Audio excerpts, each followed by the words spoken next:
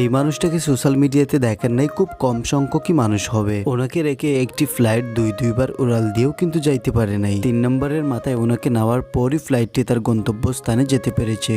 এই মানুষটির নাম হচ্ছে আমির মাহদি। ওনার বাড়ি হচ্ছে লিবিয়া। উনি এই বছরেরই হজ পালন করার জন্য ওনার বাসা থেকে বের হয়েছিলেন। উনি এয়ারপোর্টে আসার পর ওনার পাসপোর্টের মধ্যে একটি সিকিউরিটি ইস্যু দেখা দেয়, আর সেজন্যই ওনাকে আটকে রেখে ওনার সমস্যাটি সমাধান করা হচ্ছিল। আর তার মধ্যে অন্য যেসব হজ যাত্রী ছিলেন সবাই ফ্লাইটের মধ্যে উঠে পড়েন, আর এইদিকে ফ্লাইটটি ছেড়ে দেওয়ার সময়ও হয়ে যায়, আর সেজন্য পাইলট দরওয়াজাটি বন্ধ করে দেন। ফ্লাইটের দরজাটি বন্ধ করার পরই ওনার সমস্যাটি সমাধান হয়, কিন্তু তখন পাইলট বলেন দরওয়াজাটি আর খোলা যাবে না, আর ওখন আমিরকেও নেওয়া যাবে না। ওই কথা বলে ফ্লাইটটি উড়াল দিয়ে দেয়। আর ঠিক ওই সময় একজন সিকিউরিটি আমিরকে বলছিল যে ভাই আপনি মন খারাপ করবেন না, হয়তো এবারের হজ আপনার জন্য ছিল না। কিন্তু তখন আমির ওনাকে বলছিল আমার নিয়ত হচ্ছে হজ আমাকে করতেই হবে। ওই কথা বলে ওই জায়গাতেই আমির বসে রয়েছে। আর এইদিকে ফ্লাইটটি কিছু জায়গা যাওয়ার পর হঠাৎ করেই ফ্লাইটের মধ্যে একটি সমস্যা দেখা দেয়, আর যার জন্য ফ্লাইটটি আবারও ঘুরে এয়ারপোর্টের মধ্যেই আসতে হয়। ফ্লাইটটি এয়ারপোর্টে আসার পর এই সমস্যাটি সমাধান করা হয়, কিন্তু ওই সময়টা তো ফ্লাইটের পাইলট দরওয়াজা খুলেন নাই। আর যেহেতু ফ্লাইটের দরজা না খুলে সমস্যাটি সমাধান হয়ে যায়, সেজন্য ফ্লাইটটি